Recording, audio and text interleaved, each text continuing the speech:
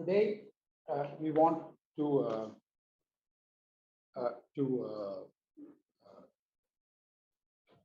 build on this stuff that we've developed so far. The idea of cosets, equivalence relations. Okay? So recall what for in the context. If H inside G is a subgroup, okay, we have an equivalence relation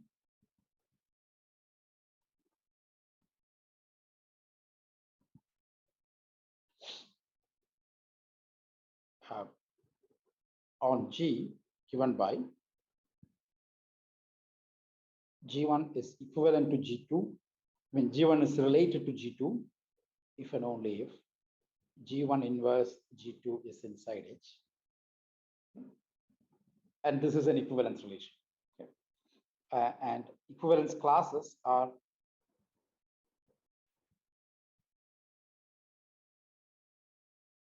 left cosets, and precisely the left cosets of.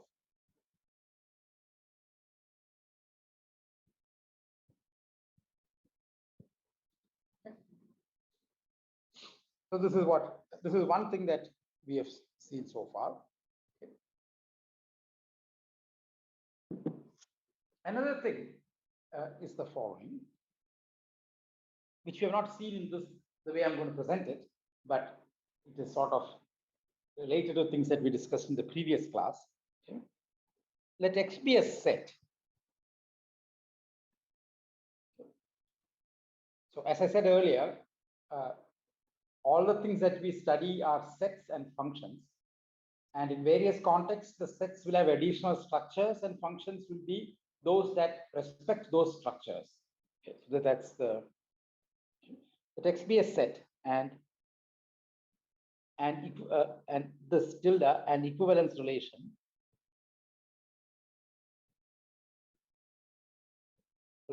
on X. Then we can construct a new set. Okay. So let Y be the set of equivalence classes.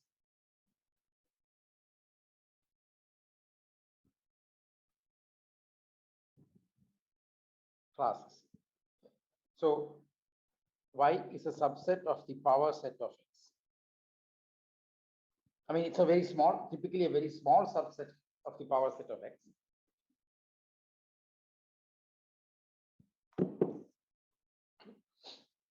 For each X,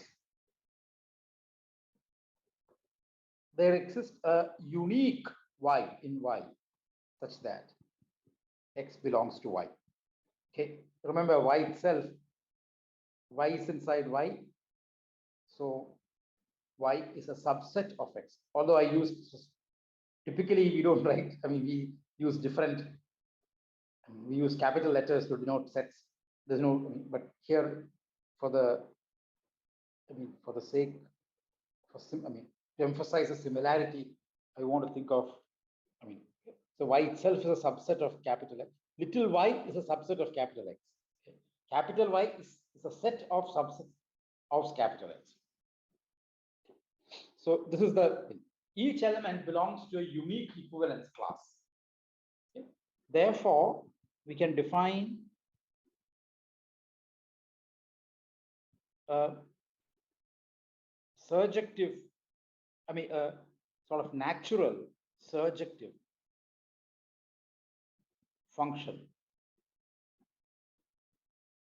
X to pi from X to Y, sending X to Y, where Y is as above. The unique equivalence class containing X. Okay.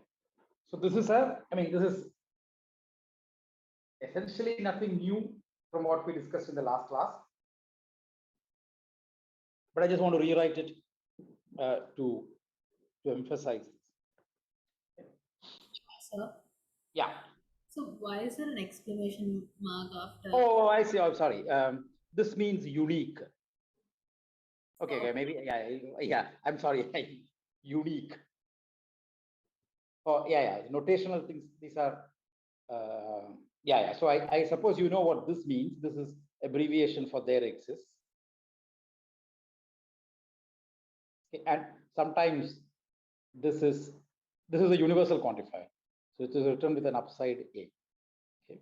Yeah. No. It is important that, so this is the language in which we proceed. Not we meaning, as we proceed as we learn more and more mathematics. So it's important that you, yeah.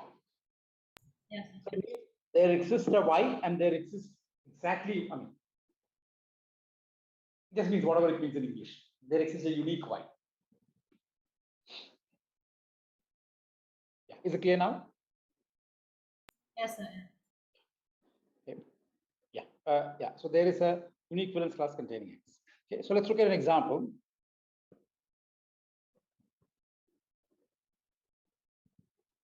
I mean, perhaps I should not call this thing recall. Maybe I should not call this thing recall. I mean, this is, I mean, we did not discuss this last time. Okay. I mean, we talked about equivalence relations, and we said that if you have a function, then the pre-images give. Maybe before I, okay. I mean, so sort of tautologically, the pre-images of y for each y in y, y inverse of y, which is a subset of x. So the other thing you should keep in mind is that these are, I mean, pi is not necessarily a bijective function, but we will still talk about pi inverse of subsets, which just means things that map into that. Okay. So this is just x in x such that pi of x is inside y. Okay. Is the subset, okay, of x that is represented by y.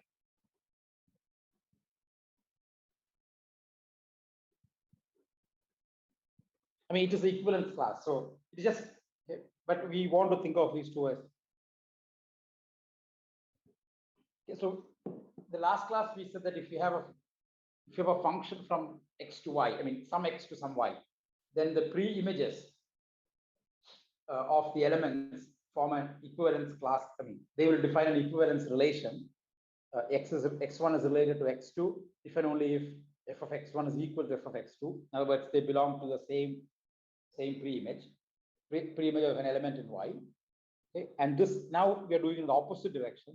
Given an equivalence relation, we are constructing some new set y, okay, and a surjective map in which the pre-images are exactly the equivalence classes.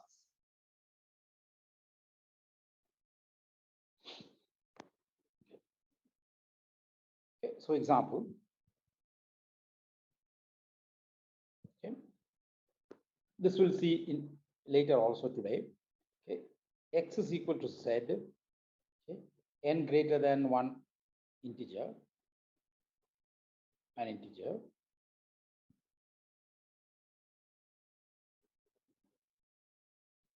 Okay, and then, okay, the equivalence classes we saw last time.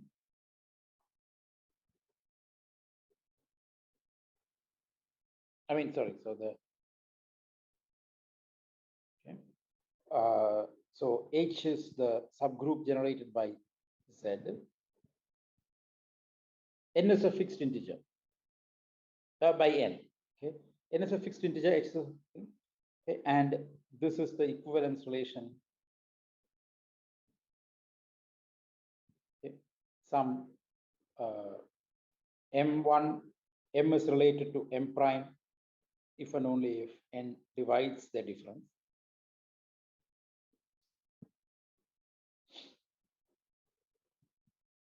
Okay, this we checked last time. This is an equivalence relation.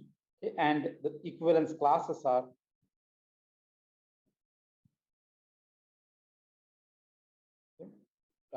Z, H, which is NZ, then 1 plus NZ, and so on, N minus 1 plus NZ.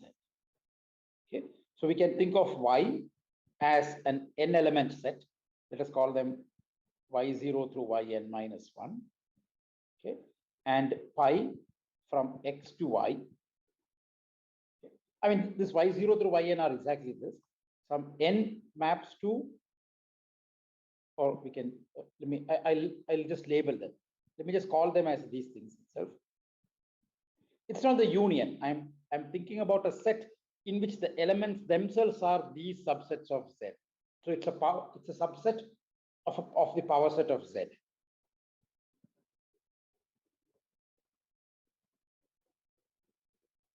Okay. For convenience, we will label them y0, y1 through yn minus 1, just for convenience. Okay. N goes to, I'm sorry, not n. Some m goes to, okay, the residue of m modulo n. Okay, so reminder, okay, y sub j, where j between 0 less than or equal to j less than n is the remainder of dividing m by n. Okay, so any number can be written like this. So under this equivalence relation, m is equivalent to a unique j. With, I mean, in this range, there's a unique j which is equivalent to m, and so then map m to that element. So this is what. Okay, so given an equivalence relation, there is a natural surjective map, surjective function from x to the set of equivalence classes. And this we want to explore in the context of groups. Okay. And the context that we are going to look at is this. Okay. So let's do that. So what does this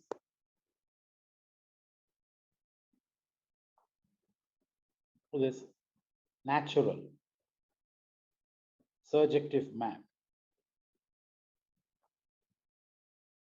okay, mean for the equivalence relation given by a coset?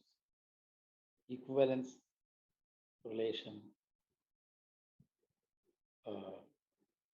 inside a group given by a subgroup.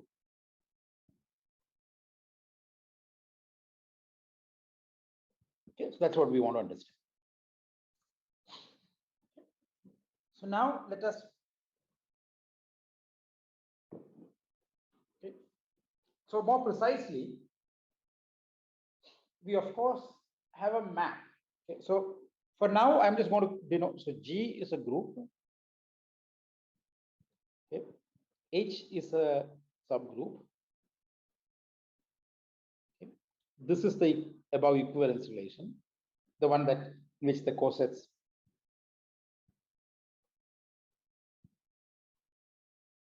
Okay. And I want to denote Y for now, the set of equivalence classes.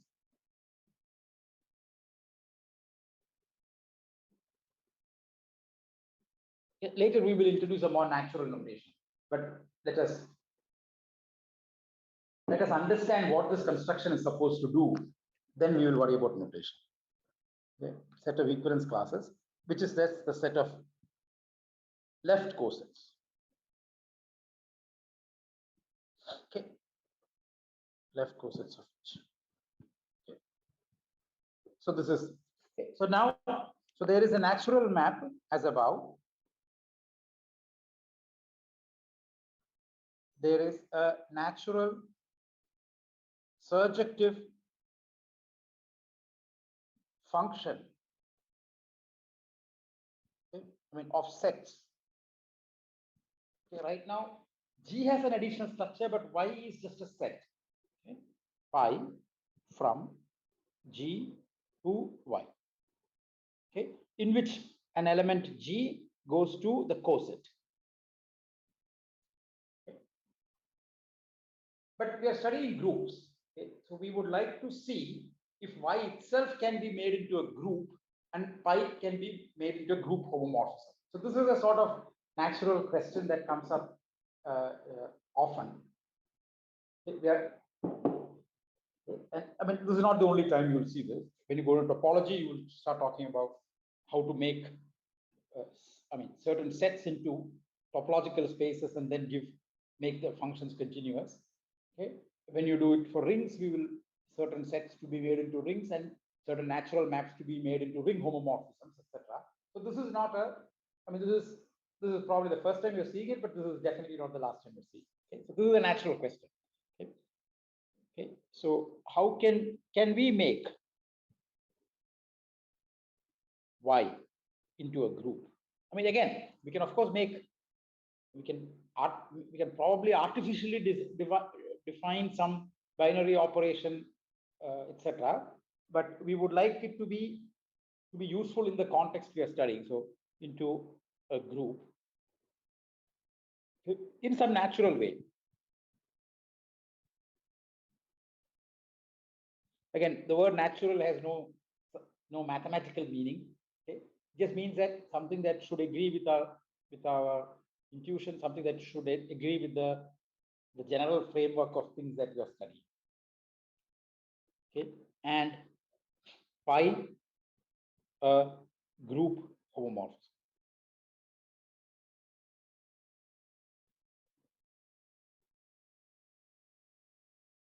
Okay. Of course, it will then be a surjective group homomorphism.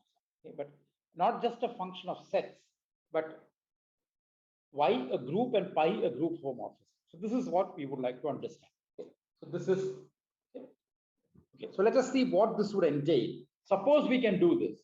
Okay. What things will be forced on us? Okay. So then we will need to make sure that those things are already satisfied, and then we will get a natural definition. Okay. So suppose we can do this.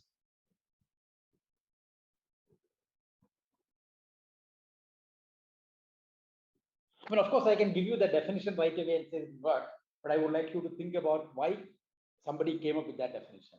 I mean, of course, I didn't come up with that definition. It's been there in all quote unquote modern algebra books ever since Van der Waerden. So we would like to know why somebody came up with such a definition. Okay, suppose we can do this. Then what does that mean? So it would mean that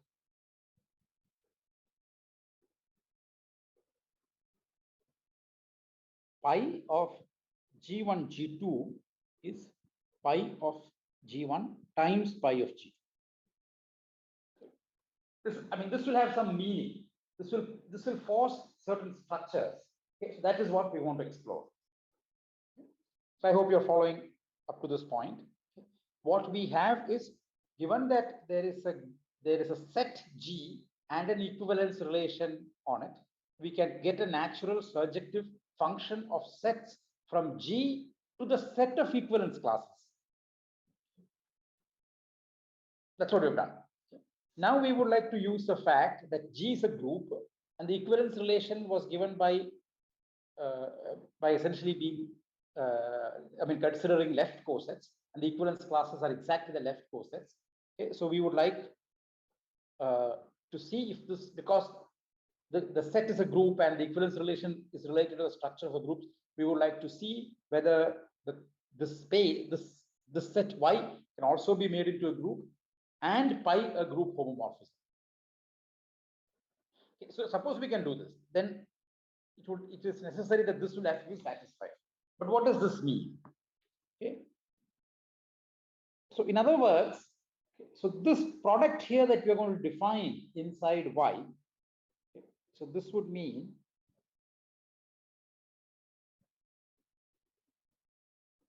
that G1H times G2H is equal to, so this is pi of G1 times pi of G2. Of course, this dot is what we're trying to define, but we will just use this as same multiplication as a G. Okay, this is what pi G1 times pi G2 would look like. Okay, this should be equal to pi of G1 G2. That's a requirement of pi d a group homomorphism, and this is just G1, G2H. So using the multiplication inside G, okay, we can try to define a multiplication inside Y. Then this is what we would get. Okay? So we are using, when I say multiplication, I mean the group operation. The group may be addition like Z. Okay? So we are using the binary operation of G to define a binary operation on Y. Okay? So I'll make the precise definitions later. Right now, I just want to discuss, suppose such a thing existed, what all things will we have to worry about. Okay?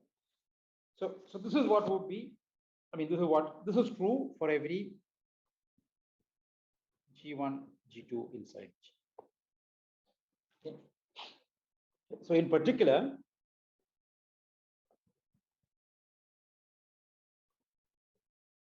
okay, G1H times EH is equal to G1H for all G1 inside G. Right? That is just taking G2 to be E. Okay? But this implies that EH is the identity element of Y.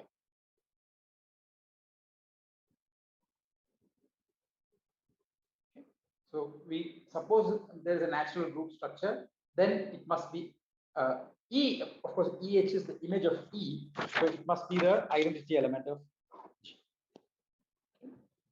Now, so that's one observation. And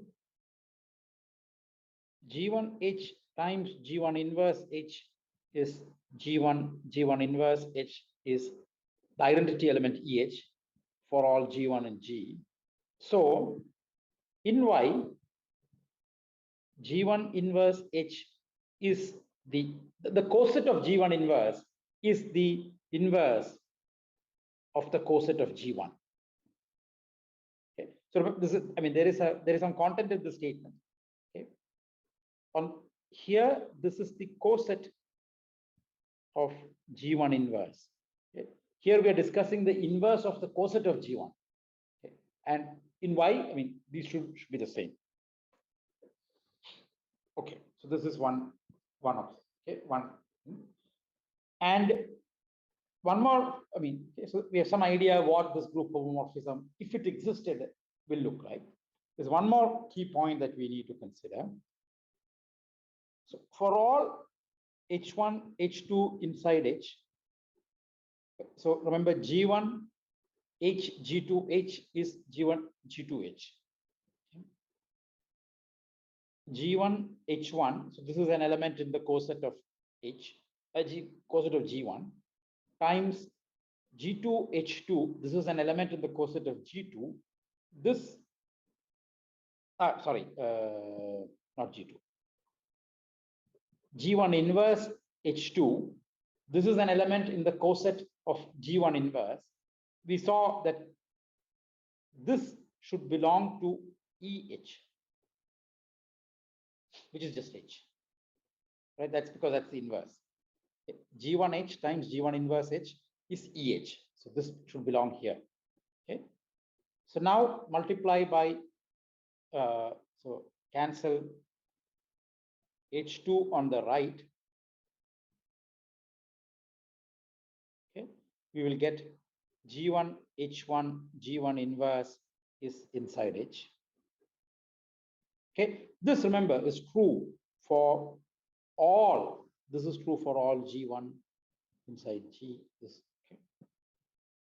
But so this just, in other words, it means that G1H, G1 inverse is a subset of H. And we saw last time that this is true for all G1 inside G. This implies that H is a normal subgroup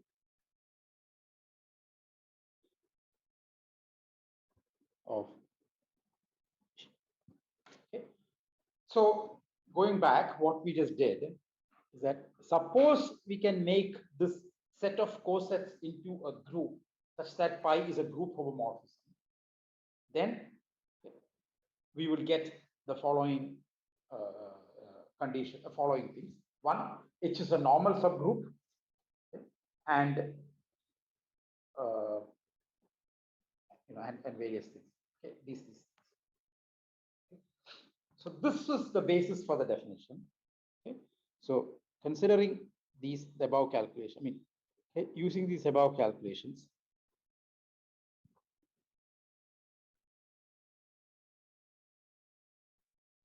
okay, we define.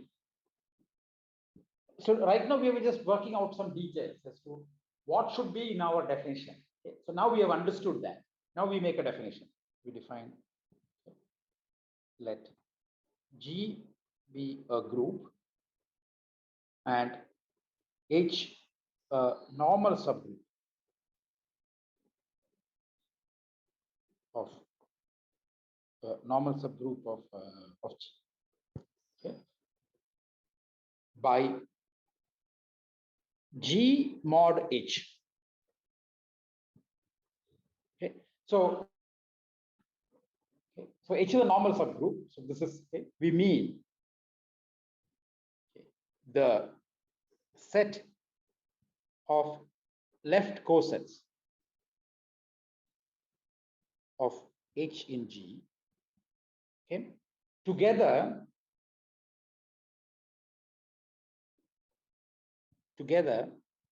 with the binary operation, okay, G1H times G2H equals G1 G2H for all G1 G2 inside G. Okay, so elements of G mod H are exactly things of this form, left cosets. Take two left cosets and we define a binary operation, the product inside H, to be this. This is our definition. Okay, this is, I mean, maybe I should just, okay, this is the,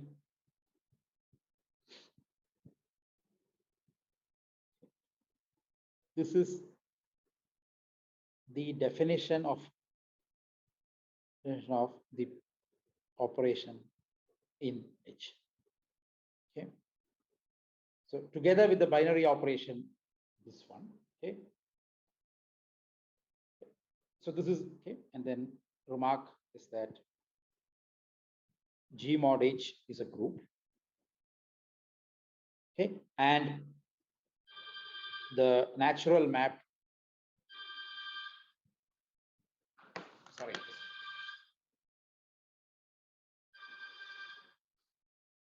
natural map G to G mod H, natural surjective map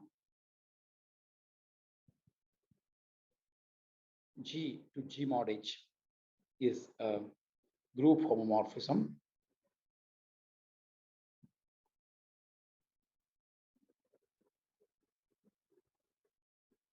Okay, with kernel, okay, things that map to the identity element H.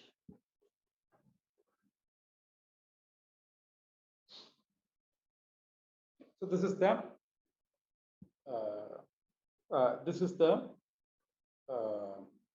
okay. So this is the definition. So G mod H is called the quotient of G is called. So can you explain that remark again? Just a minute. I just let me just finish the sentence. I'll come back to it. It's called quotient. This remark you mean? Yes, sir. Yes, sir. Yeah. So G mod H is a group with this operation, with the above operation.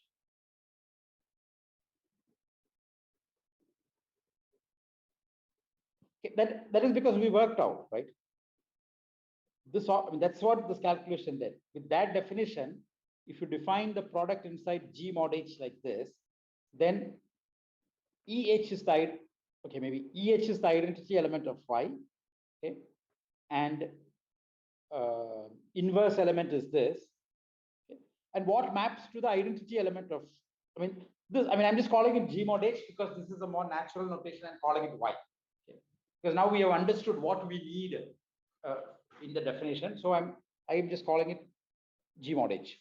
Okay. So we so this is a group homomorphism. That is what we have. We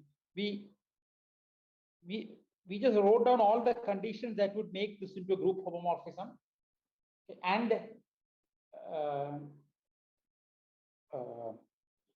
and what is the inverse? See, what we did is in the reverse direction. Suppose it is a group homomorphism. What does it entail? Okay. What does the product look like? What is the inverse? What is the identity element? Okay. We understood all those things. Then we made that into a definition. Okay. So the set of left cosets of H and G can be made into a group with multiplication like this, and this is a group homomorphism. And the kernel of this thing is what maps into the identity element, which is identity element of G mod H is the coset of E. And what maps into the coset of E? Exactly those elements in the coset of E, which is H. Sorry, if you tell me precisely which part of this is not clear, I can. No, sir, I'm able to understand better now. Yeah, thank you. Okay. If that, if others also, if somebody has not understood, I mean, typically what a book would do is just to give this definition and check that it is a group homomorphism and kernel is H. But I just want you to think about why is it that we thought about this definition or not something else. Okay? So there's a certain naturality in which this question comes up. If you have an equivalence relation, there is a natural surjective map. Okay? In our context, when does it become a group operation, a group homomorphism? And how do you, okay, so that is, so I hope, so I did it in a slightly reverse or roundabout way. We looked at, if it is a group homomorphism, what all things do we have to care about? Okay? So we care about those things, and then now it's a group homomorphism. And Yes, this sir. is called a quotient group. Yeah. So I have a doubt. Like, can you scroll up a bit? Could you do what? Scroll up? Yes, sir. Yes, sir. Yeah. So even a bit moves. Yes, sir. Okay, a bit more. Just a bit more. Okay, so can you explain the last line here? This part? Yes, sir. Yes, sir. This line? Yes, sir. So see, we would like, what is this multiplication that we are saying? We would like G1H. So these are G1H times G2H. Okay. So what exactly do we mean by this? Take an element, take an element in this coset times an element in this coset. So maybe, okay. So this is just a, okay, maybe notational help.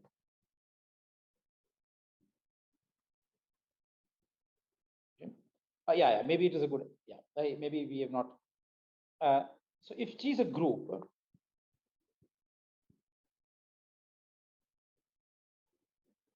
okay, and let us say that H and K subgroups. Okay, we write H times K to denote this product. I mean, individual products. Okay.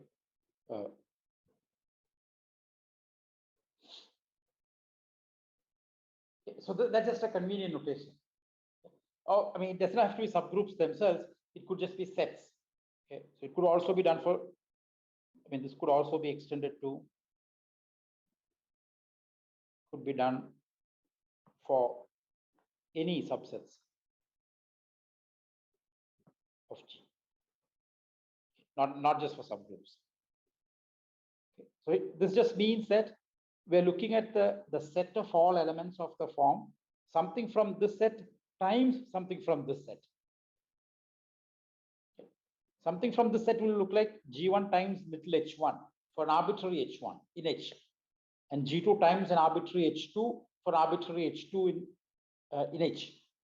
Okay. So that's what we did here. But I'm not taking G2, I'm just taking G2 to be G1 inverse.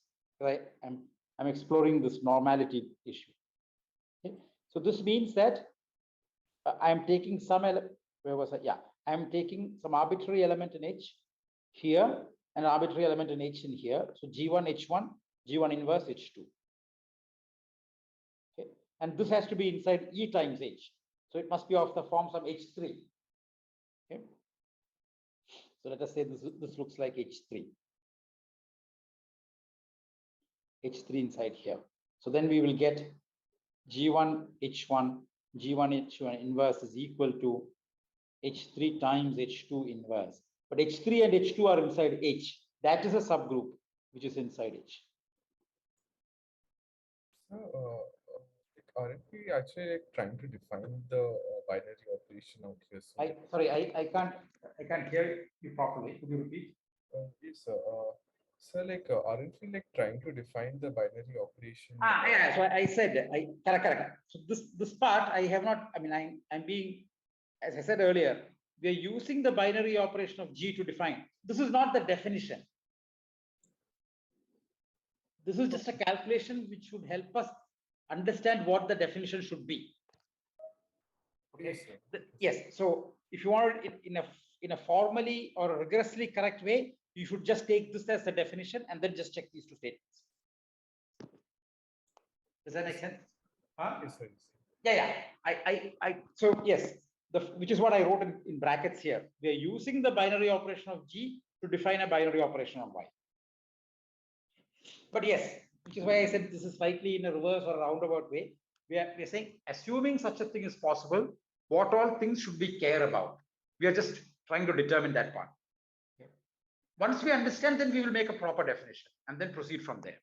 And that's what we just did here. We understood that it should be a normal subgroup.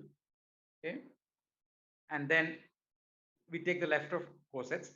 We define, now it is correct. We define the operation in G mod H to be this. And then we check that G mod H is a group and the natural surjective map is a group homomorphism and its kernel is H. Does that make sense? Yes, sir. Yes, sir. Yeah.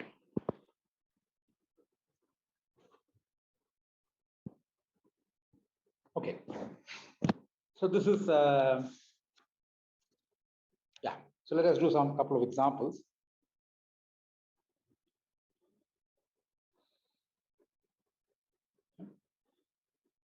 So let us let us do two examples. One thing that we studied earlier, G is Z, n greater than 1 inside Z, and H is NZ. Okay. And then G mod H, okay, is the residue classes which we typically denote with a bar. Okay, so this is let us say M bar is just, by definition, it is M plus NZ. Okay, it's just a notation. The coset M plus NZ is just conveniently denoted as M bar. And a pi from G to G mod H, which is just Z to Z mod N. Okay, so maybe we'll typically denote this by N. Z is the map M going to M bar. And kernel of pi is, it is surjective because given any integer between 0 and n, there is some integer whose residue is that thing. Kernel of pi is n. Things that map to the, 0 bar is tied together. Okay. And addition, so some k bar plus L bar is just k plus L bar. This is again, this is by the definition that we made earlier. So this is just saying, how do we add the coset of k to the coset of L? Well, we define it to be the coset of k plus L. Okay. That is the definition. So the sum of the coset of k with the sum of this and the coset of L is defined. It's important. This is the definition of the addition in G mod H, is to be the coset of K. Coset of K plus L.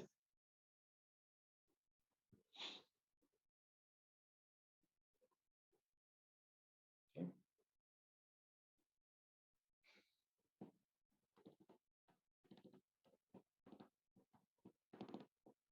So this is one example.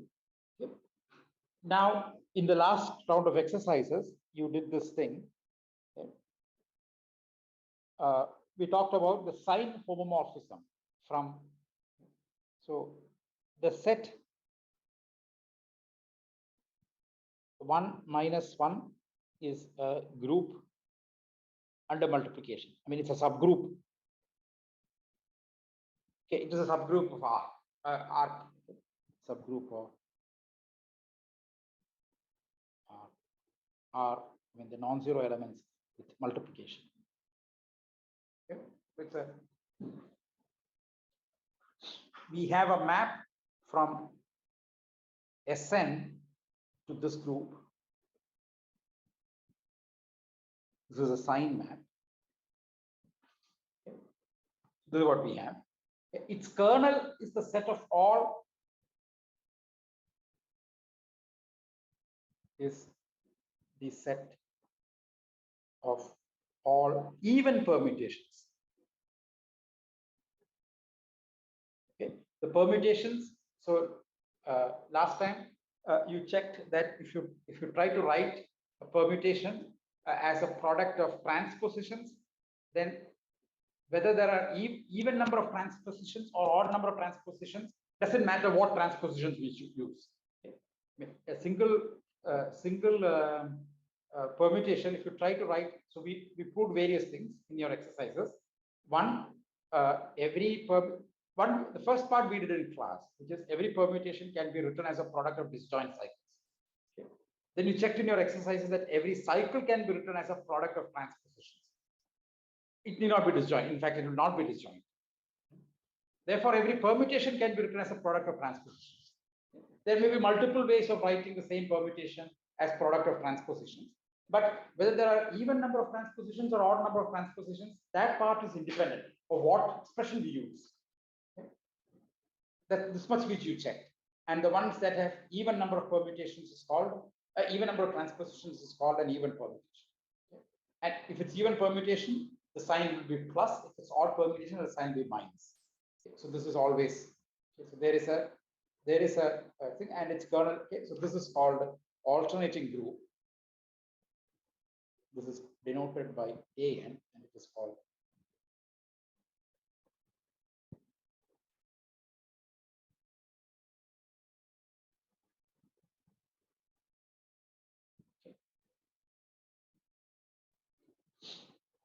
okay.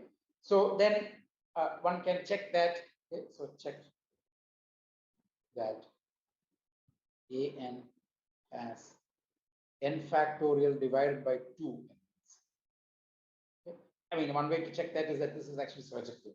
Okay. So, and cosets have the same cardinality. So AN will map to 1, a coset will map to -1. They both have the same cardinality. So AN will have half as many elements as Sn. Okay. So this is a subgroup. It's a normal subgroup because it's a kernel of a map. Okay. AN, since AN is the kernel of sign map.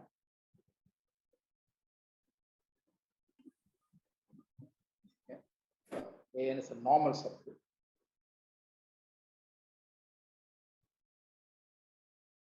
Okay. And so we can talk about what is Sn mod AN. Okay. So Sn mod AN, okay, is a group with 2 elements, right? Because there are only 2 cosets. AN has exactly half as many elements as Sn. Okay. So AN, and then there is a coset of same cardinality. So this is 2 elements. And how many groups are there with 2 elements? There is a unique group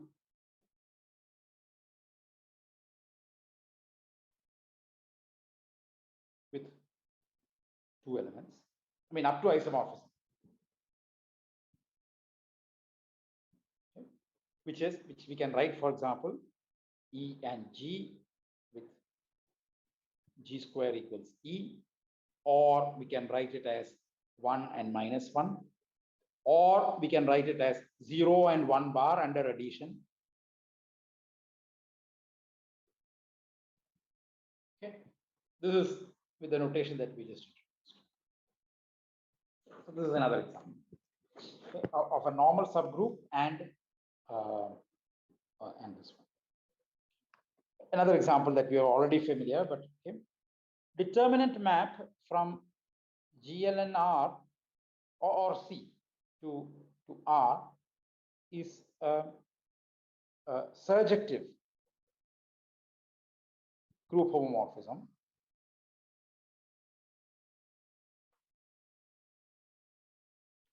Okay, its kernel is. So it's a non-zero real numbers, is it? The what?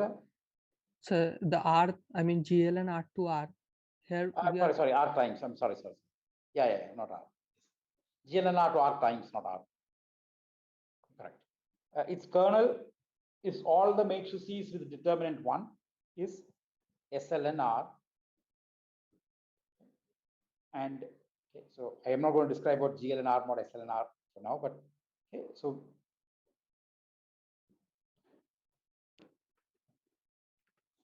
okay, so this is the okay, so given any group and a subgroup, we can add a normal subgroup, we can define a group structure on the set of cosets, left cosets. And because the normal subgroup, we will not make a distinction between whether they're left cosets or right cosets.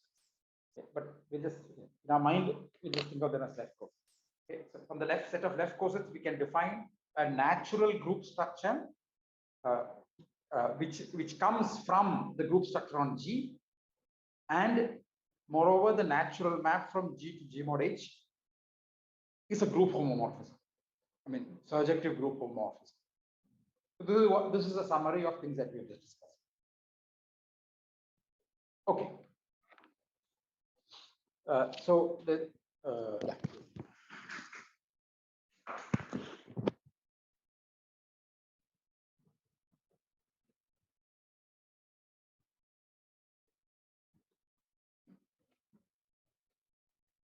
So now we would like to understand what happened.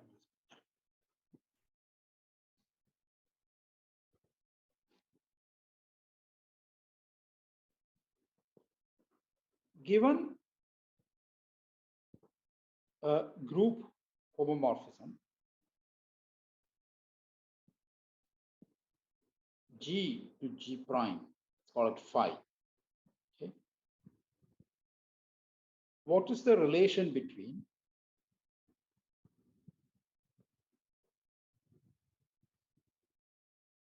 so remember the kernel of phi is a normal subgroup of G. So we can talk about the group quotient group G mod kernel of phi and G prime. Okay. So kernel of phi is a normal subgroup of G. So we can talk about the quotient. Okay. There is a quotient and there's a quotient group, and then there's the image of phi, which is, I mean, not the image of phi, the target of the map phi, G prime. Okay. What is the relation between these two things?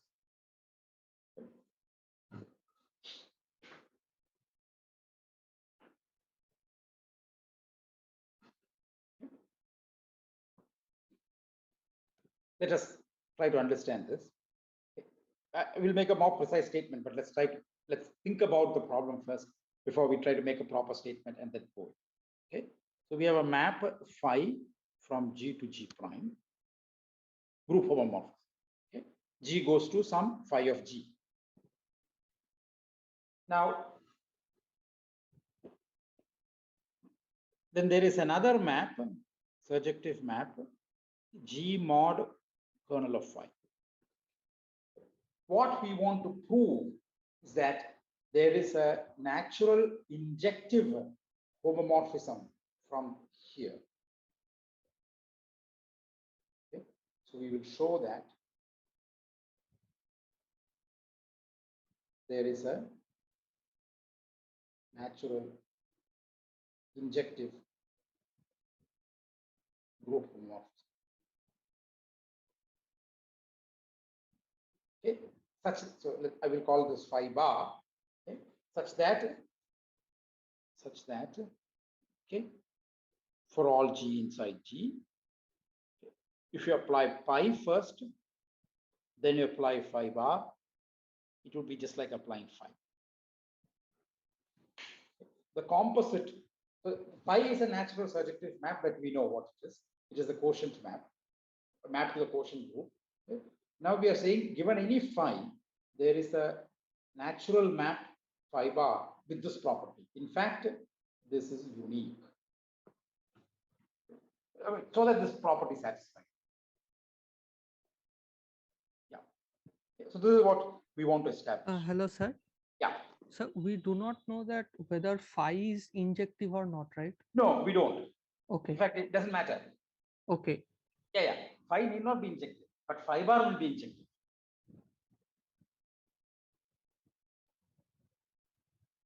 Okay.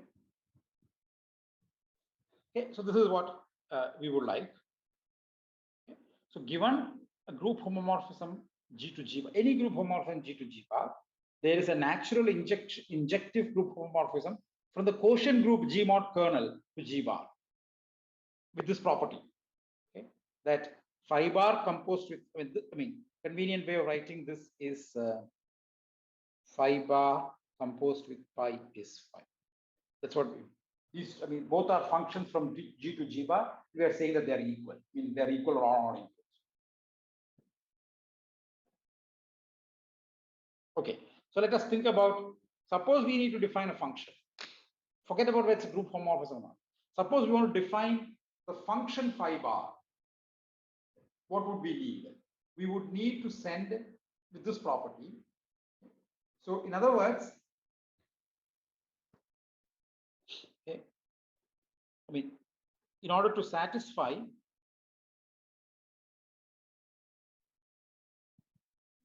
phi bar pi equals phi, okay, we would need the following.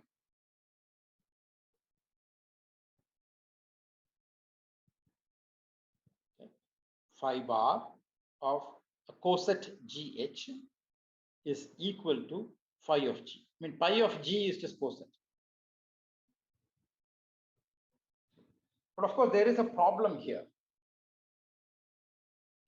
GH, sorry, what is H? Is okay, sorry, I should just, okay, so I'll write,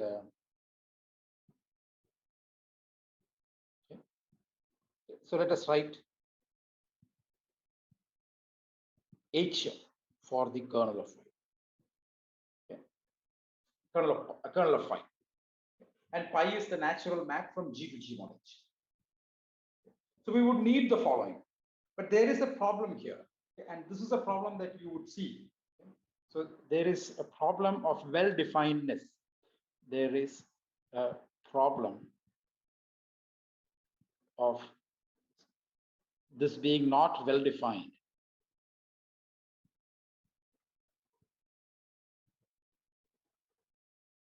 What does that mean?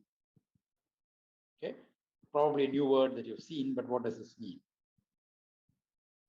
Okay, here we are taking a set GH and we're trying to define a function from the collection of GH to something by picking a representative for that. Okay. So we are trying to define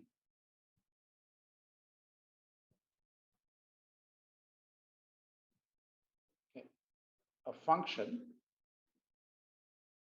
okay, on a set of sets, okay, by picking an element of picking an element of the set. Okay, so there's a set of sets, of the set. Maybe I should just let me put some symbols, it'll become more clear. Okay, so we have a set Y. This is just, that is G mod H, whose elements themselves are sets.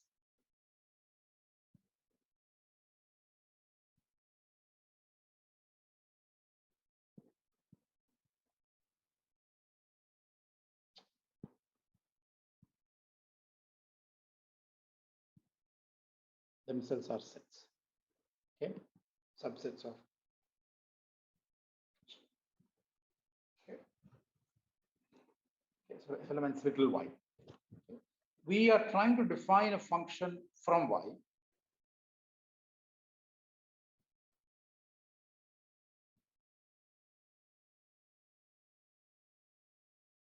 Okay, to another set.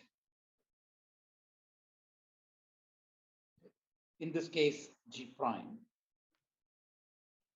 by picking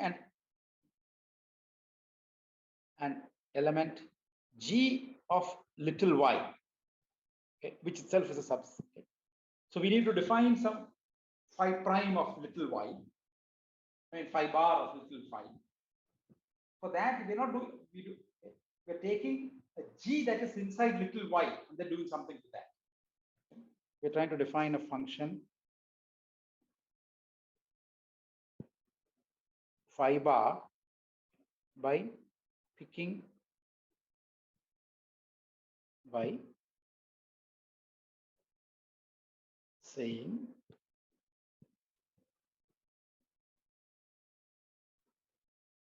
okay, phi bar of y is phi of G for some G inside little y. Okay. I mean, y is an element of y. In other words, it's a subset of G. So we're trying to define phi bar of little y by picking an element of little y and then doing something to that. But we need to ensure that this does not, okay, for this to make sense,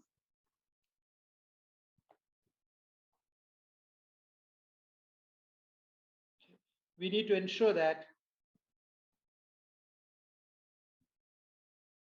okay, this does not depend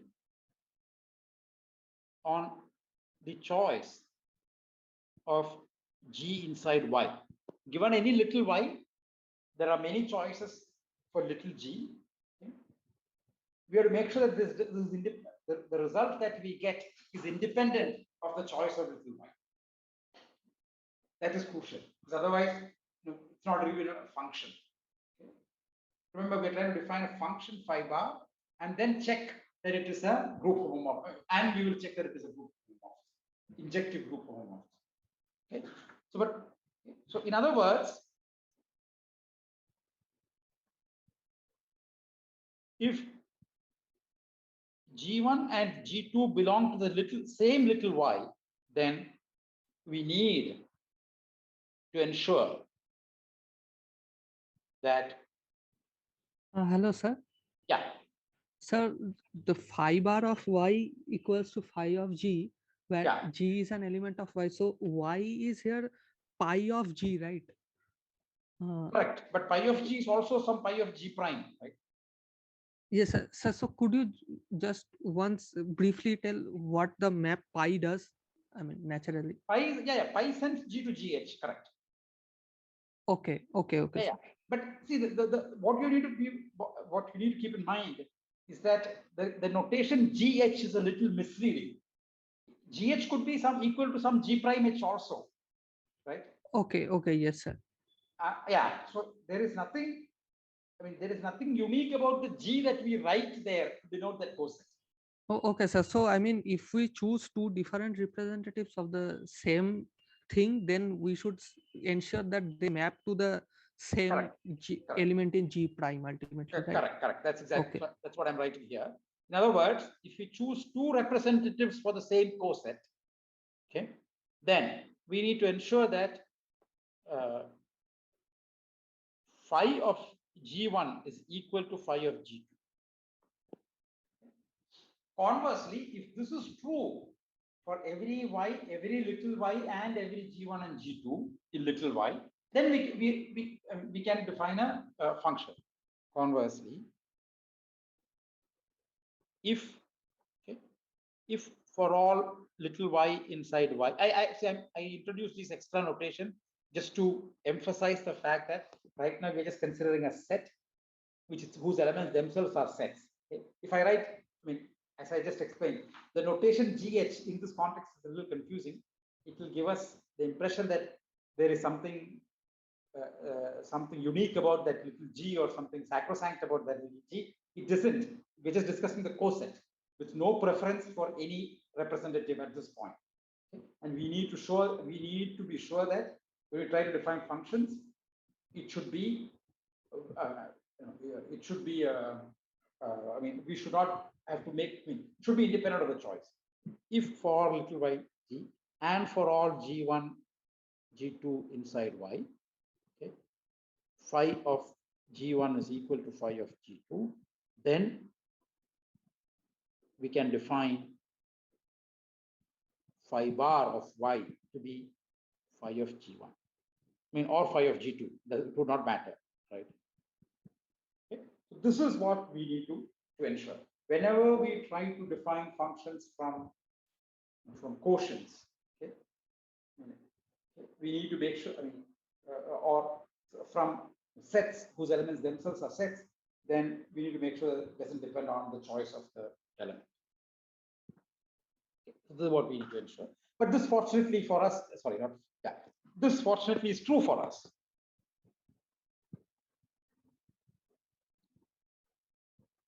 Okay. G1 and G2 belong to the same Y for all Y in Y. Okay. G1 and for all G1 and G2 for all G1, G2 inside Y. Okay. I mean, let me write it like that separately. So let Y be inside Y and G1 and G2 be inside little y. What does this mean? This means that pi of G1 is Y, which is pi of G2. But what does this mean? This means the coset G1 H, G1 times H, and this is the coset G2 times H. Okay.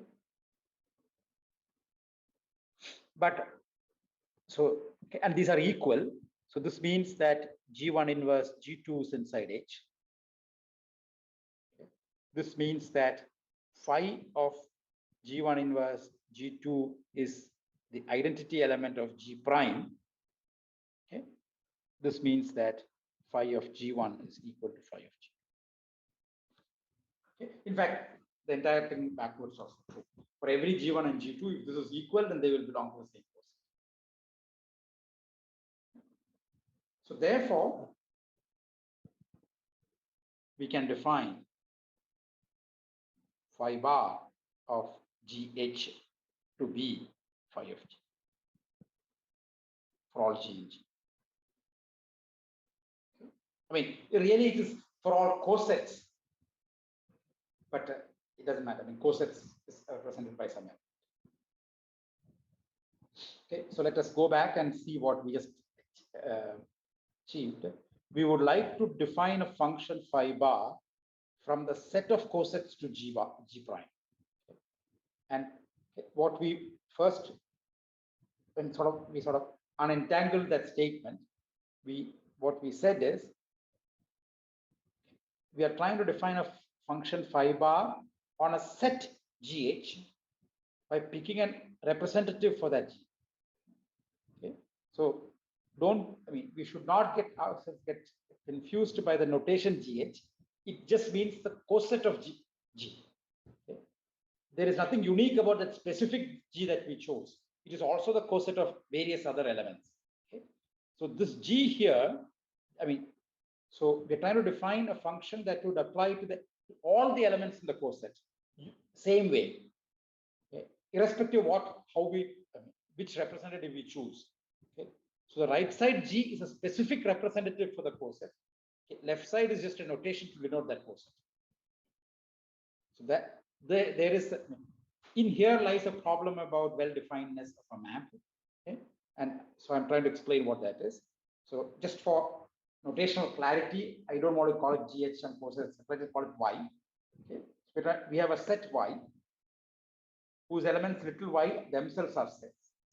And we're trying to define a function phi bar from Y to G prime by saying phi bar of Y is phi of g for some g inside little y. Okay. So now, if you have to do this, you have to make sure that this does not depend on the choice of g, little g. In other words, if there are two elements in y, we need to ensure this. Okay. Conversely, if we can ensure that, then we can also define the map. Okay. But ensuring that is precisely the condition to be able to define a map. Okay.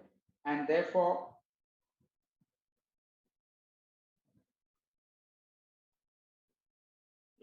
therefore, okay. And fortunately for us, it is true because we are in a situation where it's convenient. Okay. Little y here denotes some coset, and G1 and G2 are two elements in that coset. Okay. Pi of G1 is equal to pi of G2 because of this condition. Okay, I mean, this is also okay because they are the same coset, they get the same value pi. Okay, so I mean they get the same value 5. So therefore, we can define phi bar of that coset to be phi of any representative of that coset, any element in that coset. Okay. So summary. Okay. There is a function phi bar from G mod H to G prime such that phi bar, I mean pi followed by phi bar is okay. So this is as sets. Okay.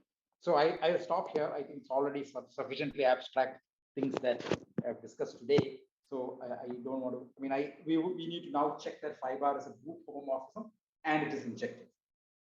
Okay. So injectivity is again property of just as functions of sets. It's not very difficult. I mean, neither of them is very difficult. But I would like you to think about this, and if you have, so I mean I understand that this is like substantially more abstract and sort of than what we are used to so far. Okay, so I would like you to think about it, and if you have any questions, just email me tomorrow evening or something, so that on Thursday's class I can start with by addressing the questions. I understand that there might be lots of things that are not clear, okay? But unless one sits and think about these things oneself, it is not easy to understand why one has to worry about these issues, okay? And it is also give you practice. This is how a lot of maths will be built. Okay? So please read these things, and if there are questions, please let me know by tomorrow evening so that I can address them first thing on Thursday's class. And so this is yeah. Okay, so this idea that given a group homomorphism, there are some natural surjective maps and there are natural injective maps. That this and then other things related to this thing we will discuss in the next lecture and the next lecture after that. And this you should become somewhat comfortable with by the end of the course. Okay, so please make sure that you are reading along. I mean, this part you're reading, and if you have questions, and if you're confused about some point, you get it clarified before proceeding further. Okay, so I'll stop here. Thank you, sir. Okay, sir.